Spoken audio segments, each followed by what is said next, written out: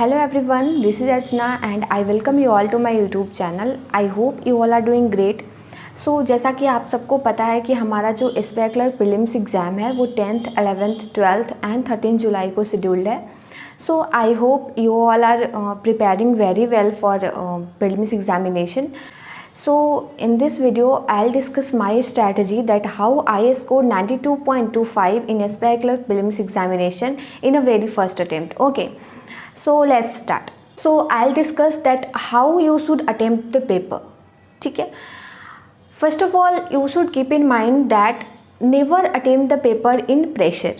क्योंकि मेरे साथ ऐसा हो चुका है, जब भी मैंने एग्जामिनेशन को प्रेशर में लेके अटेम्प्ट किया है पेपर लाइक SBI PO, मैं हमेशा से SBI PO क्रैक करना चाहती थी और जब भी मैंने SBI PO का पेपर अटेम्प्ट करा है प्रीलिम्स का, वो हमेशा मैंने प्रेशर में अटेम्प्ट करा है and that resulted in my failure. क्योंकि मैं सोचती थी कि मुझे इतने क्वेश्चंस अटेम्प्ट करने हैं एंड जब मैं वहाँ पे जाती थी तो जब टाइम टिक टिक करके आगे बढ़ता था तो मुझे लगता था कि मैंने तो क्वेश्चंस अटेम्प्ट ही नहीं करा है उतना, एंड इस चक्कर में जो क्वेश्चंस मुझे आ भी रहे होते थे मैं उसे भी सॉल्व नहीं कर पाती थी. ठीक है, तो first of all you should keep in mind that आपको प्रेशर में पेपर अटेम्प्ट नहीं करना है. तो आपको इस वे में अटेम्प्ट करना है कि लाइक ठीक है, आपको एकदम हल्का लेना है. ठीक है, आपको ऐसा सोचना है कि ठीक है, अगर इसमें हुआ तो हुआ, नहीं तो फिर अभी बहुत सारे पेपर हैं मेरे.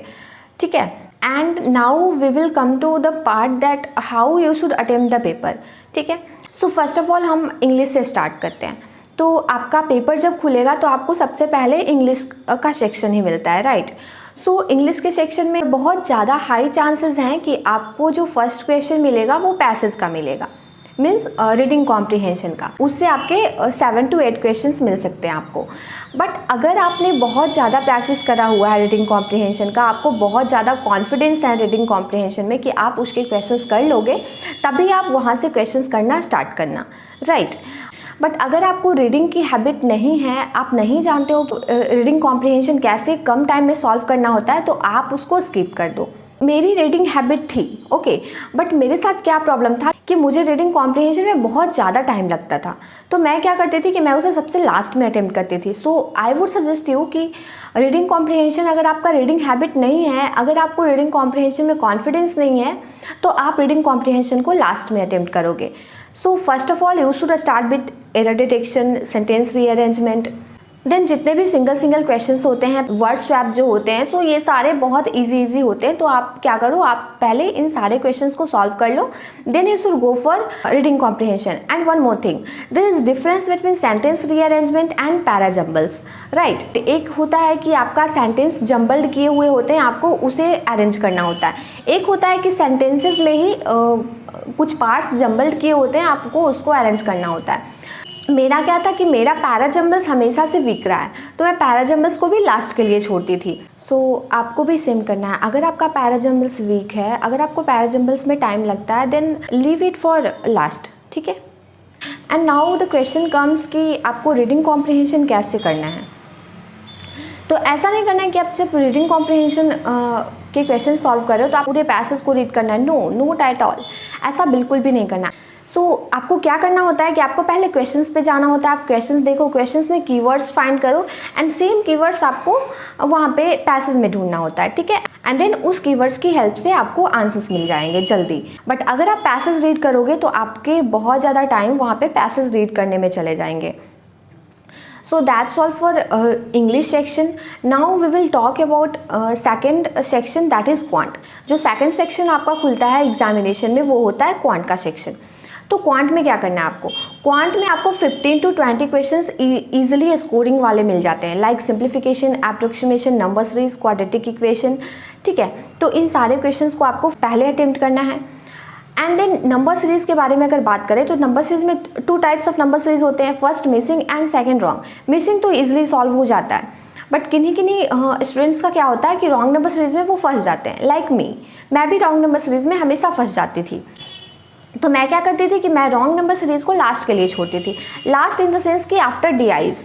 ठीक है, पहले मैं सिंप्लीफिकेशन, एप्रोक्सीमेशन, क्वाड्रेटिक इक्वेशन, जो भी इस टाइप के क्वेश्चंस होते थे पहले मैं वो कर लेती थी. देन 2 DIs, आपका 1 DI 1 कैसलेट तो मिलने वाला है एग्जाम में, तो मैं DI एंड कैसलेट्स को कर लेती थी. फिर मैं रॉन्ग नंबर सीरीज़ पे जाती थी. एंड रॉन्ग नंबर सीरीज में जब आप रॉन्ग नंबर सीरीज के क्वेश्चन देख रहे हो एंड विद इन 10 सेकेंड्स अगर आपके दिमाग में पैटर्न क्लिक कर गया तो फिर आपको वो क्वेश्चन को अटेम्प्ट करना है। अगर आपका विद इन 6 to 10 सेकेंड्स में पैटर्न क्लिक नहीं हुआ है दिमाग में तो आपको वो क्वेश्चन स्किप करना है, क्योंकि आपको पता है कि आपको वहाँ पे कुछ भी एक्सपेरिमेंट नहीं करना है, क्योंकि वहाँ पे टाइम बहुत ज़्यादा कम होता है एंड आप टाइम वेस्ट करना अफोर्ड नहीं कर सकते।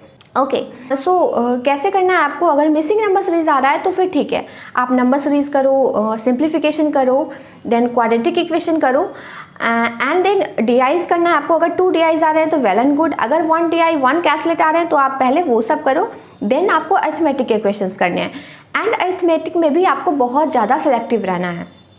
लाइक मेरे कंपाउंड इंटरेस्ट में मैं फंस जाती हूँ, तो मैं कंपाउंड इंटरेस्ट का क्वेश्चन लास्ट में अटेम्प्ट करती थी, तो सेम आपको भी करना है। अगर आपका स्पीड टाइम डिस्टेंस अच्छा नहीं है, अगर आपका सिंपल इंटरेस्ट कंपाउंड इंटरेस्ट नहीं अच्छा है, तो आपको वहाँ पे कुछ भी एक्सपेरिमेंट नहीं करना है, आपको सीधे वो सारे क्वेश्चंस को स्किप करना है, ठीक है।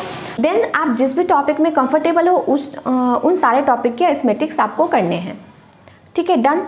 देन ये था हमारा क्वांट का सेक्शन एंड ट्रस्ट मी मेरे क्वांट में 35 आउट ऑफ 35 आए थे, क्योंकि जितने भी क्वेश्चंस आए थे मैंने बिल्कुल इसी वे में अटेम्प्ट करा था। मैंने पहले number series, quadratic equation, then simplification, ये सारे क्वेश्चंस मैंने पहले अटेम्प्ट करे थे। एंड मेरे शिफ्ट में एक कैसलेट आया था तो मैंने उस कैसलेट को किया था, देन फिर डीआईज को करा था मैंने, एंड देन अरिथमेटिक्स को मैंने लास्ट में किया था।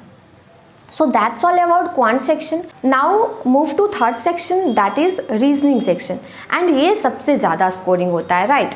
एंड अगर आपके पहले 2 सेक्शंस खराब हो गए हैं देन आपको बिल्कुल भी नहीं ऐसा सोचना है कि आपके पहले 2 सेक्शंस खराब हो चुके हैं तो ये सेक्शन भी आपका खराब हो जाएगा, ऐसा नहीं सोचना है। अगर आपके पहले 2 सेक्शन खराब हो चुके हैं तो आपको बिल्कुल भी वो माइंड से निकाल देना है, लेकिन आपको इस सेक्शन में बेस्ट देना है, ठीक है। तो इन रीजनिंग मैं क्या करती थी कि मैं सारे मिसलेनियस पहले कर लेती थी, बट 1 to 2 क्वेश्चंस मैं हमेशा लास्ट के लिए बचा के रखती थी, सिंगल नंबर वाले। क्योंकि कभी कभी क्या होता है कि आपके पास बस 1 to 2 मिनट्स बचे होते हैं लास्ट में एंड आपके पास सामने होता है पजल्स, तो 1 to 2 मिनट्स में आप पजल्स नहीं कर सकते, आपका स्पीड चाहे कितना भी फास्ट क्यों ना हो। तो वैसे टाइम के लिए मैं 1 to 2 क्वेश्चंस मिसलेनियस का बचा के रखती थी। एंड पहले मैं सारे जैसे आपका 10 to 15 क्वेश्चंस अगर आ रहा है आपका मिसलेनियस का तो मैं वो सारे पहले करती थी, बट 2 क्वेश्चंस मैं लास्ट के लिए बचा लेती थी, ठीक है। Then I use to jump on puzzles, sitting arrangement जितने भी होते थे मैं वो करती थी। एंड अगर लास्ट में मेरे 1 to 2 मिनट्स बच रहे होते थे एंड अगर मेरे पास फिर भी एक पजल होता था तो मैं पजल को छोड़ के मैं 1 to 2 मिनट्स में वो जो पहले 2 क्वेश्चंस मैंने मिसलेनियस का छोड़ा हुआ था मैं उससे करती थी। बट ट्रस्ट मी क्वेश्चंस बहुत ईजी आते हैं आपके, ठीक है। तो आप 35 आउट ऑफ 35 ईजिली कर सकते हो। मैं ओनली 17 मिनट्स में 35 आउट ऑफ 35 करके बैठ गई थी इन रीजनिंग सेक्शन, ठीक है। सो मेरा जो ओवरऑल स्कोर था वो 92.25 था। मेरे अटेम्प्ट थे 35 in reasoning, 35 in quant and 26 in English, in which मेरे 3 क्वेश्चंस रॉन्ग हो गए थे, जिसकी वजह से मेरे 0.75 डिडक्ट हो गए एंड इस वजह से मेरे जो स्कोर्स आए वो आए 92.25। ओके, सो अभी बात करते हैं कि आपको एग्जाम से पहले की क्या स्ट्रैटेजी होनी चाहिए, लास्ट 5 डेज स्ट्रैटेजी। सो जो मेरे लास्ट के 5 डेज स्ट्रैटेजी थी उसमें मैंने 3 प्रीलिम्स मॉक डेली लगाए थे, ठीक है, विथ डीपली एनालिसिस। मैंने 3 मॉक्स लगाए थे एंड मैंने उन सारे मॉक्स का डीपली एनालिसिस करा था। बट मैंने जो आप लोगों को 5 डेज स्ट्रैटेजी बताई है उसमें मैंने आपको 3 मॉक्स नहीं लगाने बोले हैं, क्योंकि सबकी अपनी अपनी कैपेबिलिटीज़ होती है, राइट। मेरी कुछ और कैपेबिलिटीज़ हैं, आपकी कुछ और कैपेबिलिटीज़ हो सकती हैं, तो इसलिए मैंने आपको बोला कि आप 1 फुल मॉक तो लगाओ, ठीक है, and 1 sectional mock for each sections. तो ऐसे करके तो आपका 2 मॉक्स तो हो गया ना। एंड अगर अभी भी आप डीआईज में लैग कर रहे हो, पजल्स में लैग कर रहे हो, तो आप 5 डीआईज एंड 5 पजल्स की प्रैक्टिस डेली कर सकते हो, ठीक है। So that's all about how I attempted the paper and आपको भी सेम वे में पेपर अटेम्प्ट करना है for English, for quant, for reasoning. And one more thing that अगर आपका कोई भी सेक्शन खराब होता है तो आपको उसे लेट गो करना है, ठीक है, आपको उसे दिमाग में कैरी नहीं करना है, क्योंकि इससे आपका जो आने वाला सेक्शन होता है वो भी खराब हो जाता है। सो हमेशा ये माइंड में रखना and don't attempt the paper in pressure, okay, कभी नहीं। आपको पेपर बिल्कुल भी प्रेशर में नहीं देना है, आपको हमेशा ये सोचना है कि ठीक है, अगर होता है तो ठीक, वेल एंड गुड, नहीं होता है तो फिर अभी बहुत सारे एग्जाम्स आने वाले हैं, हम उसमें बेस्ट कर लेंगे। क्योंकि मैंने जब भी पेपर प्रेशर में अटेम्प्ट किया है मेरा वो एग्ज़ाम क्लियर नहीं हो पाया है। ठीक है, so that's all about my strategy and all the best, give your best shot in SBI clerk prelims examination. Thank you for watching, bye bye.